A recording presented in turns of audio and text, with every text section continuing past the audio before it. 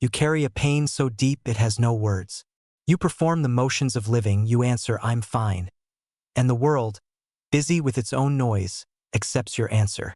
But in the quiet moments, in the space between breaths, in the dead of night when all the distractions fall away, the truth rises. It is an ache not in your body, but in your soul.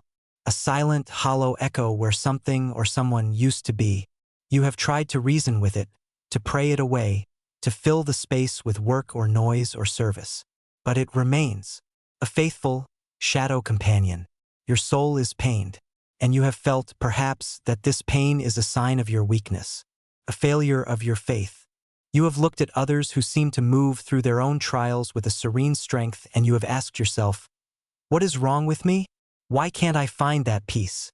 This message, this moment is for you. It is a witness sent to find you in that secret, silent place. Because the prophet Joseph Smith knew that place intimately. He walked that same hollow ground.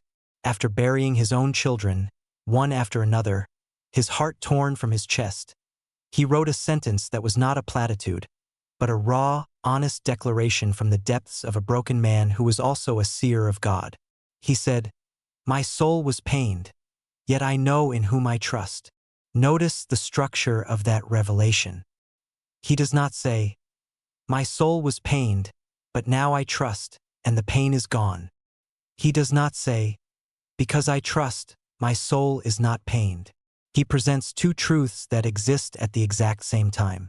The agonizing reality of a pained soul and the anchoring reality of a divine trust. One does not cancel out the other. They coexist. They are held in the same heart, in the same breath, in the same moment of devastating loss. This is the sacred paradox you have been living. Your pain is not evidence of a lack of faith. Your pain is the measure of your love. And the trust you are desperately trying to hold on to in the middle of that pain. That is the very definition of faith. It is not the absence of the storm, but the anchor you drop in the middle of it. If this silent ache is familiar to you, if you have felt this tension between a broken heart and a searching spirit, I want you to simply write one word in the comments below. A single word of acknowledgement, for yourself and for all the others who are walking this path beside you in silence. Write, acknowledged, because the first step out of the lonely darkness is to know you are not alone in it. Heaven sees your struggle. Heaven understands the language of your tears. And heaven has sent this witness today to tell you that the sacred ground of your grief is precisely where a new, more resilient form of trust is born. The pain is real. The loss is real. But the one in whom you trust is realer still. And he is closer than you know, not waiting for your pain to subside, but meeting you directly within it, right now. What does it mean for the soul to be pained? We must go deeper than mere sadness, beyond the emotional waves that crash and recede. The pain of the soul is a different geography altogether. It is a seismic event at the core of your being. It is the feeling that the very ground of your reality has fractured, that the spiritual compass you have relied on to navigate your life has lost its true north. When the soul is pained, you can be in a room full of people who love you and feel utterly, terrifyingly alone. You can hear words of comfort, and they sound like a foreign language, their meaning unable to penetrate the thick fog of your inner world. This is not a failure of your heart to feel, but a condition of the soul itself. It is a state of profound disorientation. You look in the mirror and almost don't recognize the person staring back. The light in their eyes seems dimmer, their smile a careful reconstruction from memory. You feel like a stranger in your own life story, an actor playing a part you no longer understand the motivation for. This is the landscape Joseph walked. His was not a single instance of grief, but a life punctuated by it. The loss of his children, Alvin, Thaddeus, Louisa, Joseph, Ephraim, 6 in his lifetime. The constant, grinding persecution that forced his family from their homes again and again. The betrayal by his closest friends, men who had shared sacred visions with him, who then turned and sought his life. The crushing weight of a divine calling that isolated him from the world while making him a target for its rage. His was a soul chronically, perpetually pained. And in that, he becomes a guide for us. He shows us that a pained soul is not a disqualification from divine service. In fact, it is often the prerequisite. The pain carves out a depth in you that joy alone cannot reach. It hollows out a space within you that can then be filled with a unique form of divine light, a compassion and wisdom that can only be purchased at great price. When your soul is pained, you question everything. You might question God's goodness, His awareness, even His existence. This is not blasphemy. This is honesty. It is the cry of a spirit wrestling with the brutal realities of a fallen world. The silence from heaven in these moments can feel like abandonment, can feel like a verdict. But what if that silence is not an absence, but an invitation? An invitation to go deeper than the faith you had before, the faith that was built on understanding and clear answers. This is an invitation to build a faith on the character of God alone, when all other evidence, all other circumstances, scream the contrary. Your pained soul is not a spiritual sickness. It is a crucible. It is a sacred and terrible furnace where impurities are burned away, where the flimsy, circumstantial faith of brighter days is melted down, leaving only the pure, unshakable gold of knowing, not what will happen, but in whom you can place your ultimate trust. That is the transformation that is being offered to you now, right in the heart of the ache. It is the painful, holy process of becoming. Here is the first and perhaps most crucial revelation for the soul in grief. Your pain is not the absence of your faith. Let that sentence sink into the deepest parts of you. Let it be a balm to the wounds of self-judgment. Let it be a light in the darkness of spiritual confusion. For too long, we have been taught, sometimes subtly, sometimes overtly, that if we just had enough faith, the pain would disappear, that a truly righteous person would be able to transcend sorrow, to replace it instantly with a serene and knowing peace. This is a cruel and damaging falsehood. It heaps guilt upon the already unbearable burden of grief. The truth, as demonstrated by the prophet Joseph, and by the Savior himself in the Garden of Gethsemane, is that faith and profound pain are not enemies. They are partners in the sacred work of sanctification. Consider the source of your pain. Comes from love. You grieve deeply because you loved deeply. The hole in your life is shaped exactly like the person or the promise that you lost. That love, that capacity to form profound attachments, is a divine gift. It is an echo of the love that God has for His children. Therefore, your pain is not a mortal weakness. It is the reverberation of a divine attribute within you. It is a holy ache. To wish the pain away is to wish the love had never existed. And so, we must learn to honor the pain, to see it not as an intruder to be evicted, but as a testament to a love that was real and powerful and true. Look again at Joseph's words. My soul was pained, yet I know in whom I trust. The word yet is the fulcrum upon which the entire universe of faith pivots. It is a word of courageous defiance. It is a declaration that says, I will hold both of these realities at once.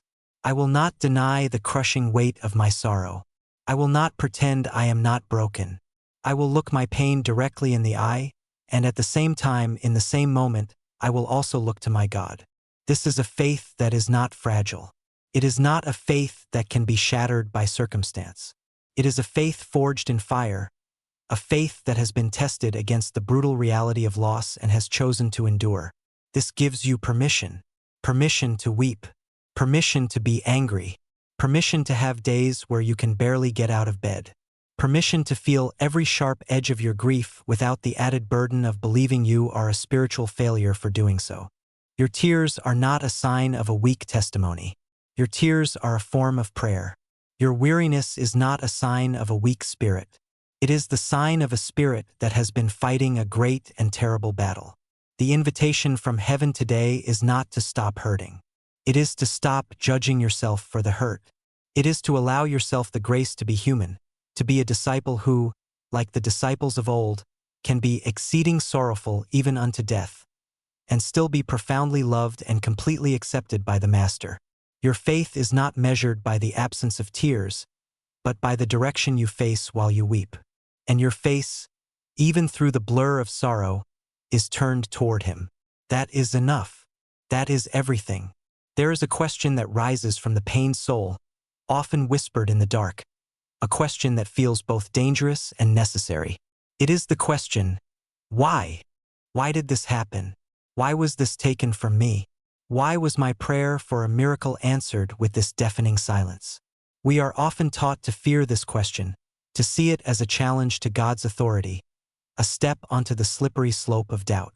But this is a profound misunderstanding of the nature of a relationship with the divine. The question, why, when it comes from a broken heart, is not an act of rebellion. It is an act of intimacy. It is the soul's desperate plea for connection, for understanding, for a sign that it has not been forgotten in its agony. It is a prayer. In fact, it is one of the most sacred prayers in Scripture. It is the prayer of Job, sitting in ashes, his life in ruins. It is the prayer of the psalmist, crying out, my God, why hast thou forsaken me? It is the prayer of the prophet Joseph, shivering in the cold darkness of Liberty Jail, betrayed and abandoned, crying, O God, where art thou? And where is the pavilion that covereth thy hiding place? And most sacredly, it is the prayer of the Savior of the world, hanging upon the cross, taking upon himself the grief of all humanity, and giving voice to that ultimate question of mortal anguish. If it is a prayer holy enough for prophets and for the Son of God himself, then it is a prayer holy enough for you. Do not silence your why. Do not bury it under a veneer of feigned acceptance. Bring it to God. Hurl it at the heavens if you must. He is not afraid of your anger. He is not offended by your confusion. His shoulders are broad enough to bear the full weight of your sorrow and your questions. He would rather have you wrestling with him in honesty than sitting in polite, distant silence. Because in the wrestling you are engaged. In the wrestling you are holding on. And what you will discover, what all the prophets have discovered, is that the answer to the question why is rarely a neat, logical explanation. God does not often hand us a divine flowchart explaining the cosmic reasons for our personal tragedies. To do so would be to treat us as cosmic chess pieces, not as beloved children. The answer to the cry of why is not an explanation. It is a presence. The answer is not a reason. It is a relationship. When Joseph cried out from Liberty Jail, the Lord did not give him a 10-point plan explaining the strategic value of his suffering. The answer that came was, my son, peace be unto thy soul. Thine adversity and thine afflictions shall be but a small moment. It was an answer of comfort, of perspective, of presence. It was God saying, I am here. I see you. This will not last forever. Hold on.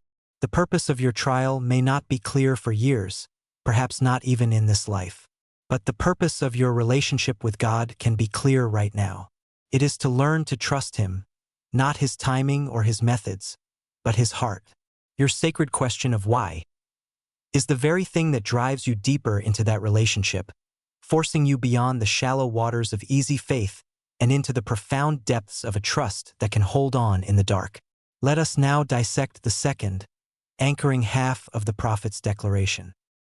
He has already given us the raw, honest truth of his state. My soul was pained. But then comes the pivot, the source of his endurance. Yet I know in whom I trust. This is one of the most vital distinctions in the entire doctrine of faith. He does not say, I know what I trust, or I know why I trust. He says, I know in whom. The object of his trust is not a plan, not an outcome, not a theological principle. The object of his trust is a person, a being. It is his Father in heaven, and his Redeemer, Jesus Christ. This shifts everything. When our faith is placed in a specific outcome, the healing of a loved one, the preservation of a job, the return of a wayward child, our faith becomes brittle. It becomes conditional. If the outcome we prayed for does not materialize, our faith shatters, because its foundation was in the circumstance, not in the character of God. We feel betrayed, not by our trial but by our God, because we believed we had a transactional relationship. If I have enough faith, you will give me what I want. This is the faith of a novice. It is understandable, but it is not a faith that can withstand the profound trials of mortality. Joseph models a higher law. His trust was not in the outcome of his children's health.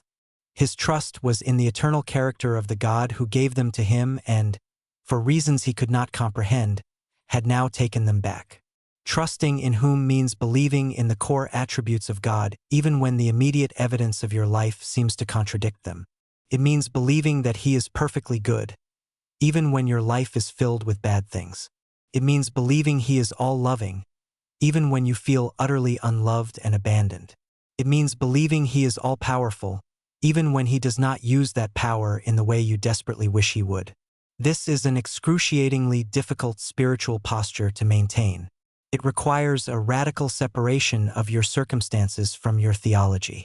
It demands that you look past the raging storm of your immediate reality and fix your gaze on the steady, unchanging light of who you know Him to be. How is this possible? It is possible only through personal history. You look back. You remember the times He has answered your prayers. You recall the moments of peace, the flashes of insight, the small, tender mercies that got you through previous trials. You cling to the witness you received in brighter days. That personal record of His faithfulness becomes the evidence you bring to the court of your own doubt. You say to your pained soul, I know this feels like abandonment. I know this looks like chaos, but I have a history with Him. I have felt His Spirit before. I know His voice, and I will trust my history with Him more than I trust my interpretation of this present horror. This is what it means to know in whom you trust. It is relational, not intellectual. It is built on experience, not explanation. And it is the only kind of faith that is truly unbreakable, because it is not tied to the shifting sands of mortal circumstance, but to the eternal rock of His divine and perfect character. In the journey of the pained soul, there comes a moment of crisis, a crossroads. You have carried the weight of your grief for so long. Your knuckles are white from clenching. Your shoulders ache from the strain. You have tried to manage it, to control it, to fix it, to bargain with heaven about it. But the weight remains. At this crossroads, you have two choices. You can continue to resist, to fight against the reality of your situation, which only deepens your suffering and exhaustion. Or you can choose the path of surrender. For many of us, the word surrender sounds like defeat. It conjures images of weakness, of giving up, of waving a white flag and admitting that we have lost. But in the spiritual realm, surrender is the opposite of defeat. It is the ultimate act of strength and courage. It is the moment of your greatest power. Spiritual surrender is not passive resignation. It is not saying, I don't care anymore.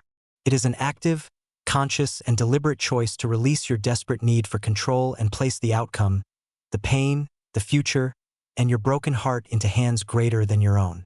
It is the moment you finally stop fighting the storm and instead trust the shipbuilder. It is the soul's exhale after holding its breath for far too long. Imagine yourself physically carrying a massive, impossibly heavy stone. You have been carrying it for miles, for years. Your muscles are screaming, your spirit is breaking. Surrender is not dropping the stone and walking away defeated. Surrender is allowing someone infinitely stronger to come and stand beside you, to place his hands under the stone with yours, and to say, let me take the weight now. You don't have to carry this alone. The resistance we feel is our ego, our natural man, clinging to the illusion of control. We believe that if we just think hard enough, pray correctly enough, or are righteous enough, we can dictate the terms of our life. Grief shatters this illusion. It is a brutal but effective teacher, showing us just how little control we truly have.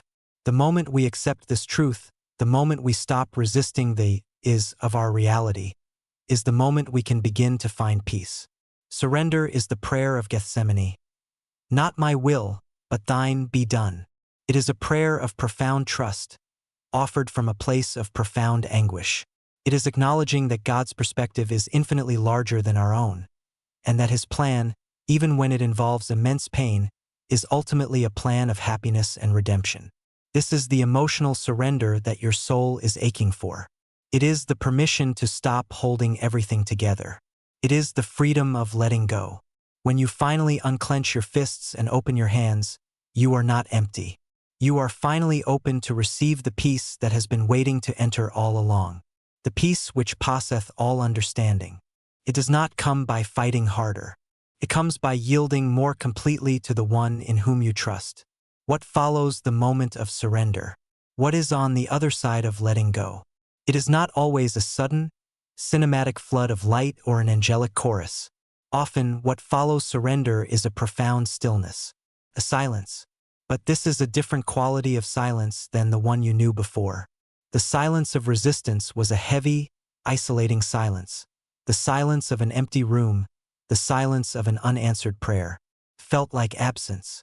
The silence that follows surrender is a living silence. It is the silence of a held breath before a symphony begins. It is the quiet hum of a sacred presence. Feels like peace. This is where the witness comes. And this witness, promised to all who seek it, often does not arrive in the way we expect. The witness of the Spirit in times of deep grief is rarely a voice of thunder or a burning fire. It is, as Elijah discovered, a still, small voice. It is a whisper to the soul. It is not a witness that takes away the pain. Rather, it is a witness that affirms you can bear the pain. It is a quiet, internal infusion of strength, a warmth that spreads through your spiritual core, a deep and unshakable conviction that settles into your bones, testifying of three fundamental truths. You are seen. You are loved. You are not alone. This witness does not offer explanations.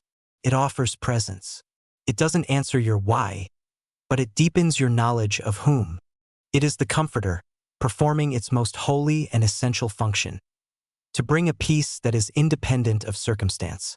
The storm of your grief may still be raging. The waves of sorrow may still crash against you. But deep beneath the turbulent surface, an anchor has found purchase on solid ground. The pain is still there, but it is now held within a larger context of peace. You can feel broken and whole at the same time. You can weep with sorrow for what you have lost, and in the same moment, feel a quiet, foundational joy for the eternal truths you know. This is the witness that Joseph clung to. It was the quiet assurance in his soul that enabled him to function, to lead, to prophesy, even while his heart was breaking. This is the promise that is extended to you. If you will create a space for it through surrender, the stillness will come. And in that stillness, you will begin to feel it. A subtle shift, a quiet confirmation, a strength that is not your own. It will be the evidence your soul has been craving that your trust has not been misplaced. So I invite you now, stay with me until the very end of this message. The final insight we will discuss is a promise meant specifically for the one whose night has been the longest, whose silence has been the deepest. The witness is coming. Prepare a place for it in your heart by letting go. How do we begin to reframe the experience of grief, not as a random tragedy or a sign of divine displeasure, but as something more? The sixth revelation on this path is to understand grief as a consecrated space. Consecration is the act of making something common into something holy, of dedicating it to a divine purpose. What if your pain, your loss, your sorrow is not an obstacle to your spiritual progress, but is, in fact, an essential part of the curriculum? What if this season of your life is a sacred ground, a temple of sorrow, where you are learning things about God, about yourself, and about the nature of love that could not be learned in any other way? In times of ease and joy, our faith can be shallow. It is untested. We love God because He gives us what we want. But in the consecrated space of grief, we are invited into a deeper relationship. We are invited to love God for who He is, independent of His gifts. We learn the profound truth that His presence can be a sustaining feast even in the middle of a famine. The qualities forged in this fire are the Christ-like attributes themselves. It is in sorrow that we learn the true meaning of empathy. We cannot fully comfort another's pain until we have intimately known our own. Your grief, when consecrated, becomes your qualification to minister. Your scars become your credentials. You will be able to sit with the brokenhearted and not offer them empty platitudes, but the quiet, powerful ministry of shared experience. You will be able to say with absolute integrity, "I know, I have been there. You will survive this, because you have." It is in sorrow that we learn humility. The devastating realization of our own powerlessness breaks the pride of self-reliance and forces us onto our knees. And it is on our knees that we are in the perfect posture to receive grace. It is in sorrow that our perspective is clarified. The trivial anxieties and ambitions of the world are burned away, and we are left with the core, essential truths: our relationship with God and our love for our families. This pain simplifies, purifies. It focuses our vision on what is eternal. Joseph Smith's life was a masterclass in this principle. Every loss, every betrayal, every moment of agony was consecrated. The loss of his children gave him an eternal perspective on the family that became the foundation of the doctrine of sealing. The betrayal by his friends taught him to rely solely on the arm of the Lord. The injustice of Liberty Jail produced some of the most sublime revelations in all of Scripture. God did not waste a single one of his tears, and he will not waste yours. This is the invitation: to take your pain, your questions, your broken dreams, and consciously offer them to God. Consecrate them. Say, "Father, I do not understand this. I did not ask for this, but I give it to you.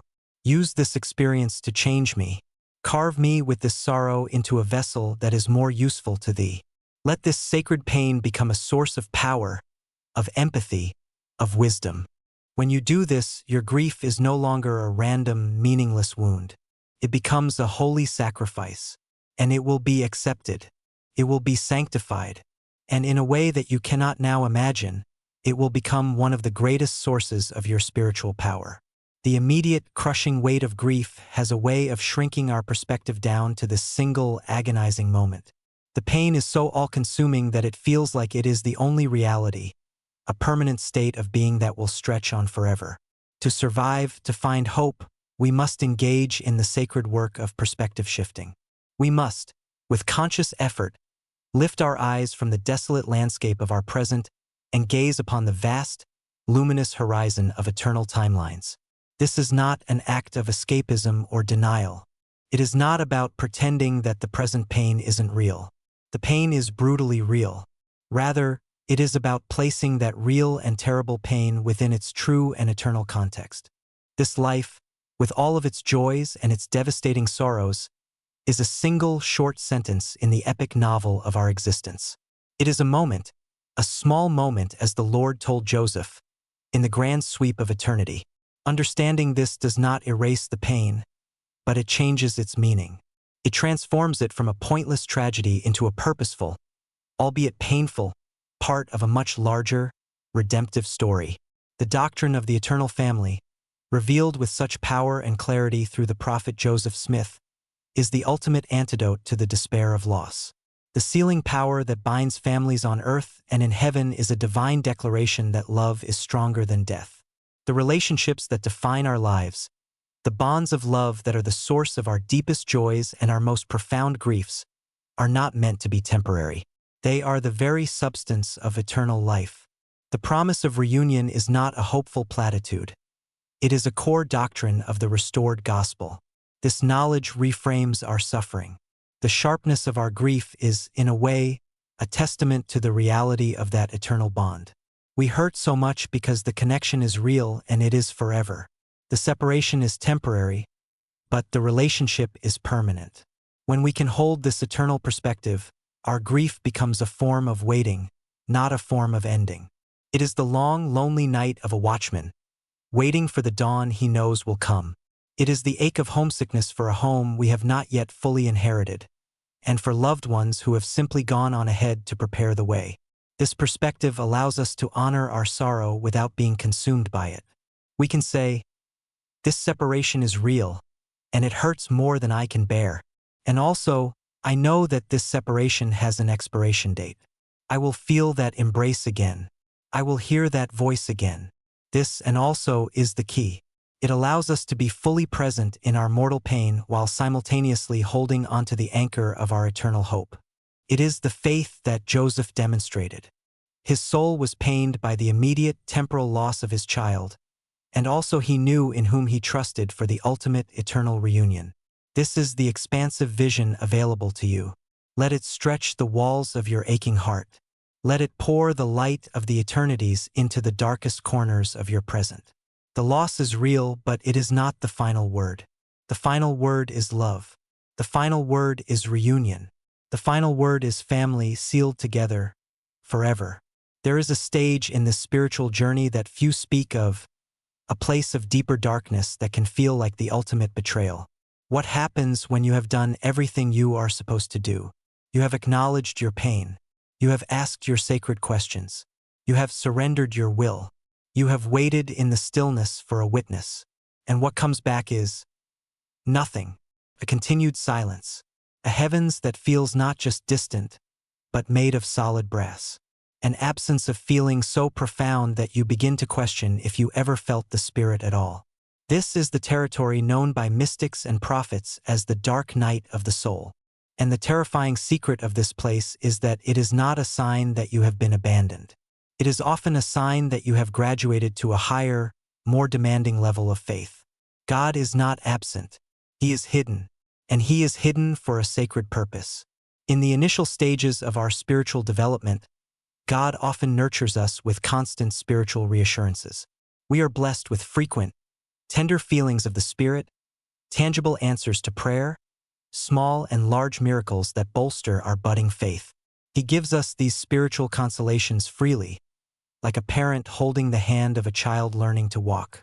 But as we mature, a loving parent knows they must eventually let go of the child's hand, so the child can learn to walk on their own. The parent is still there, watching with love and pride, ready to catch them if they truly fall, but they withdraw the visible support to allow the child's own muscles to develop. The dark night of the soul is a spiritual parallel. God sometimes withdraws the feeling of His presence, the spiritual consolations we have come to rely on, in order to test us. The test is this: will you still trust me when you cannot feel me? Will you love me for who I am, not just for the comfort I provide? Will you obey my commandments in the dark, armed only with the memory of the light? This is the ultimate examination of faith. It is a call to trust the character of God over the feelings of the moment. It is the faith that can say, "Though He slay me, yet will I trust in Him." It is the faith that allows you to continue to go through the motions, to pray when prayer feels like speaking into a void, to attend your meetings when you feel nothing but emptiness, to serve others when your own well is completely dry. This is not hypocrisy. This is pure, unadulterated faith. It is a faith stripped of all emotional reward. It is a love for God that is truly unconditional. If you are in this place, know this: you are walking a path trodden by the holiest of saints. You are in the company of Mother Teresa, who confessed to feeling a profound absence of God for the last 50 years of her life, even as she performed her world-changing ministry. You are in the company of the prophet Joseph, who surely felt this divine silence in the suffocating darkness of Liberty Jail before the voice of the Lord finally broke through. This is not failure. This is the final furnace of refinement. Your task in this place is not to generate a feeling that isn't there. Your task is to endure, to be faithful to the light you received in brighter days, to hold on to the truth that His absence of feeling is not an absence of presence. He is there. He is watching. And He is trusting you to trust Him, even in the utter darkness. We have journeyed together through the desolate landscape of the pained soul. We have stood before the paradox that pain and faith can and must coexist. We have honored the sanctity of the soul's cry, "Why?"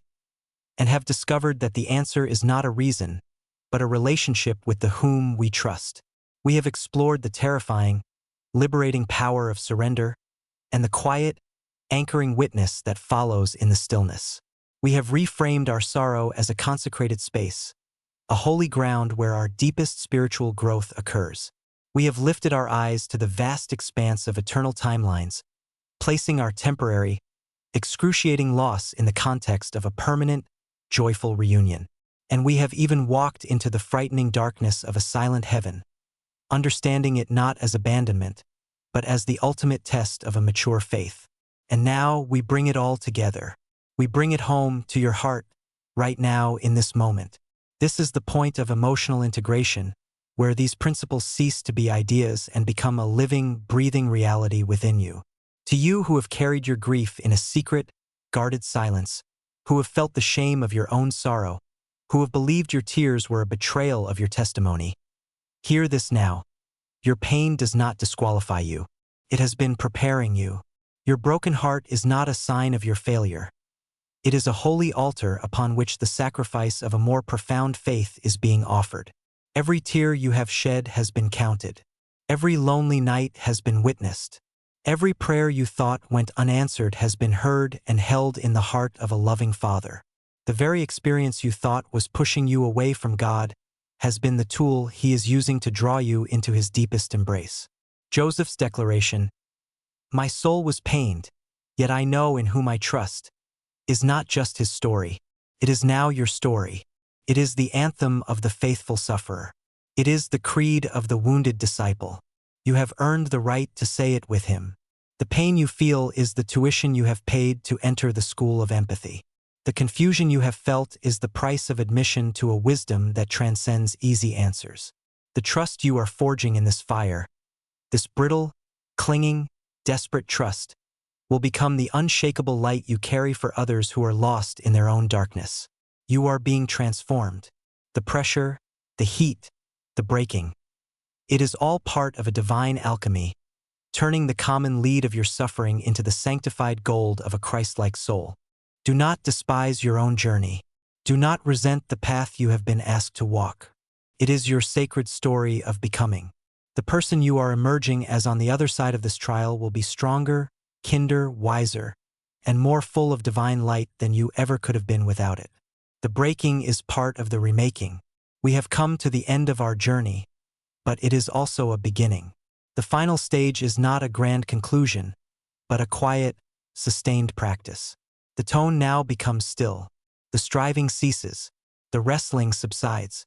Your transformation is not marked by the sudden absence of pain, but by a new way of holding it. Your call to action is not to get over it, or to force a smile upon your sorrow. The call now is simply to abide in this new understanding, to sit quietly with the two coexisting truths that now define your reality. Find a quiet place, close your eyes, and let yourself hold both realities in your heart at the same time, without judgment, without resistance. On one hand, feel the full, honest weight of your pain. Acknowledge the ache, the loss, the emptiness. Do not run from it. Let it be there. It is a testament to your love. It is holy ground. And then, on the other hand, in your other hand, hold the quiet, steady truth of your trust. It may not be a fiery, triumphant trust. It may be a small, trembling ember, but it is there. Acknowledge it.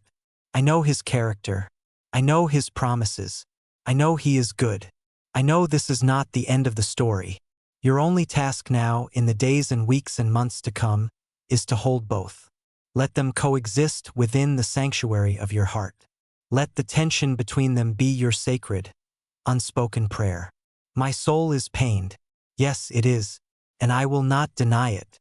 Yet, I know in whom I trust.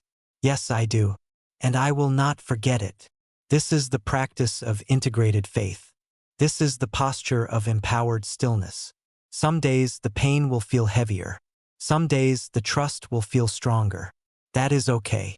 The goal is not a perfect balance, but a patient endurance. You will carry on, not as a victim of your tragedy, but as a steward of your sacred sorrow, a witness of the God who meets us not after the storm, but right in the eye of it. The peace that will gradually distill upon your soul will not be the peace of ignorance or escape. It will be the peace that passeth all understanding, a peace that can look devastation in the face and still whisper, "It is well with my soul," because your hope is not built on the shifting sands of circumstance, but on the eternal rock of your Redeemer, the one who descended below all things, so that He could lift you up. He knows the path you walk, for He has walked it Himself. And He is with you now and always. Abide in that knowledge, and be at peace.